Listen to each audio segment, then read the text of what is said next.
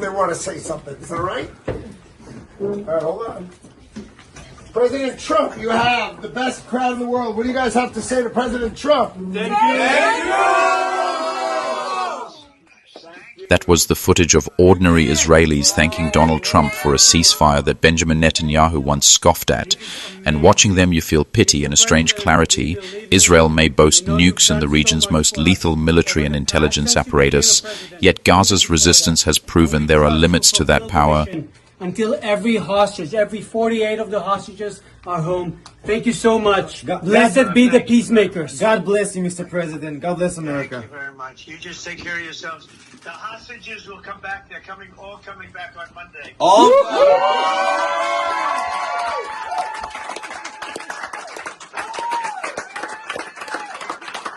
Thank you, sir. Thank you.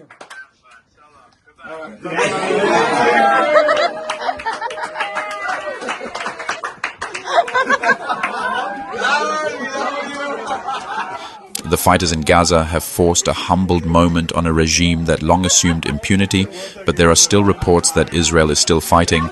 I have not independently verified this. Hit like to make sure this footage reaches those who need it. Subscribe to keep this story visible. Good morning.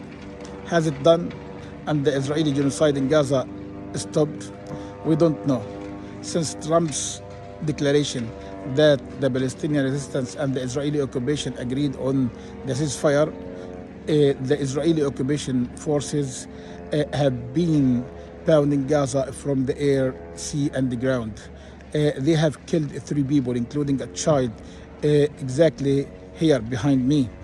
The Israeli bombing is still continuous. Israeli drones are still hovering over our heads in the skies, and no one has seen any impact of the ceasefire on the ground. The same eruption of relief hit Gaza as the ceasefire news spread. People exhausted from 2 years of relentless bombardment spilled from shelters and tents to celebrate a fragile lull. Yet the mood is complicated by continuing strikes reported by local Gaza outlets. The law of ceasefires is simple. Once the parties publicly agree the truce is in effect, any strike is a breach, and by that measure Israel already looks to be breaking the deal even as the streets cheer. Turkish President Recep Tayyip Erdogan vowed that Ankara will closely monitor strict implementation of the ceasefire. His warning came because Israel has a habit of ceasefire that sometimes means continued covert or overt attacks. Lebanon lived through a year of strikes with little pushback. Turkey insists that will not repeat. And that promise changes the enforcement dynamic in ways that may protect Gaza if it is backed by real oversight. The Trump-announced deal calls for a first-phase truce where hostilities halt immediately. All Israeli hostages are to be exchanged for Palestinian prisoners. Israeli forces would partially withdraw to a mutually agreed withdrawal line, and humanitarian corridors would be restored. Implementation, however, depends on both sides signing on publicly and, crucially, on third-party verification to keep the moment from unraveling. Is this the moment? It's incredibly quiet outside. It's the middle of the night. People haven't heard yet, but also it's incredibly quiet from the skies. Come on! بحمد الله وفضل الله ومن قلب شمال غزة اليوم بقدر أحكي لكم إنه الحمد لله تم التوصل إلى وقف إطلاق نار بفضل ربنا سبحانه وتعالى. الحمد لله رب العالمين لا شهدنا هذه اللحظات مرة ثانية. الحمد لله ربنا كتب لنا الحياة إنه إحنا نشهد الحمد لله وقف هذه الحرب، حرب الإبادة وحرب النزوح، حرب الدمار، حرب الجوع، حرب المقتلة اللي عشناها لأكثر من 2 على التوالي. الحمد لله رب العالمين هذه الإبادة انتهت، هذه الحرب انتهت، هذا الدمار انتهى.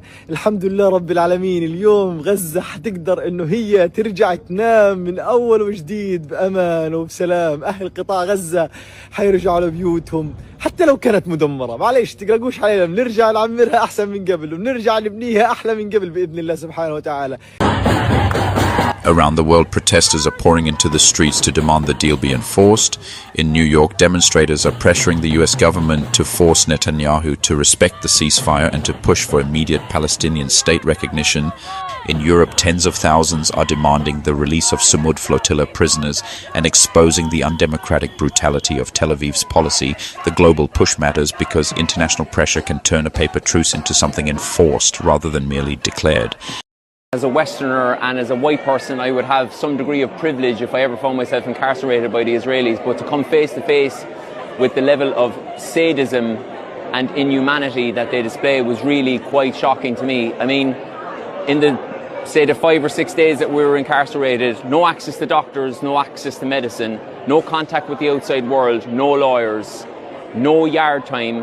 And one of our comrades, I don't think he'd mind me saying, a 75-year-old man trying to bring baby formula to a besieged population, was taken out of his prison cell at 2 o'clock in the morning, guns pointed at his head, and all he was asking for was his insulin.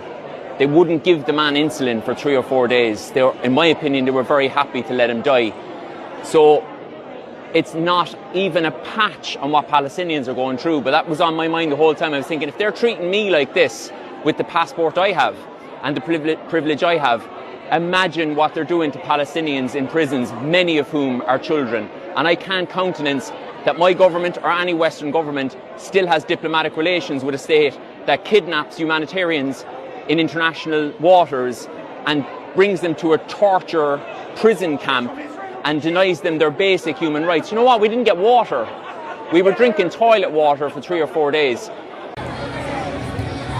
Beneath the celebrations lurks the familiar Israeli playbook: get hostages back, claim a PR win, then redraw the lines and restart the shooting under a security exception. Already senior Israeli figures are signaling that the job isn't finished.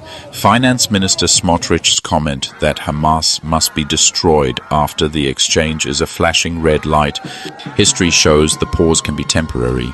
The November 2023 pause unraveled the moment the clock ran down, and later ceasefire windows in 2025 were punctured by strikes and restrictions that hollowed out the pause. If this round is to be different, the architecture must be ironclad and public. That means dated, mapped withdrawals, independent on-the-ground monitors from Qatar, Egypt, ICRC, and the UN publishing daily bulletins, automatic and immediate consequences for any verified violations such as widened aid corridors and open crossings, and a ban on preemptive or vaguely justified strikes unless validated by a neutral body as truly imminent. Anything less hands Israel the same old script: hostages returned, PR scored, then the war resumes while Gazans pay the price. I don't think Netanyahu cares about world opinion. I think what he cares about is staying in power. But more than that, I think he also recognizes that Mr. Trump wants him to be constructive on reaching a settlement and ending the killing. And that is very important, I think, to keep in mind. Yes. Do you think then that the world has to put its faith in President Trump? I don't know if I can put it in those terms. That politics is not a place where people can put faith in anybody. Mr. Trump has shown a determination to achieve what he said he wants to achieve, which is peace in the Middle East. Well, he has a chance to prove it. And once he has proven it, that's the time I think we can say whether there is faith or no faith in what he says. Make this a real ceasefire, force verification and consequences, and maybe this time the lull will hold. Thank you for your time. Support my work by subscribing to increase our reach. Until I see you in the next one. God bless you.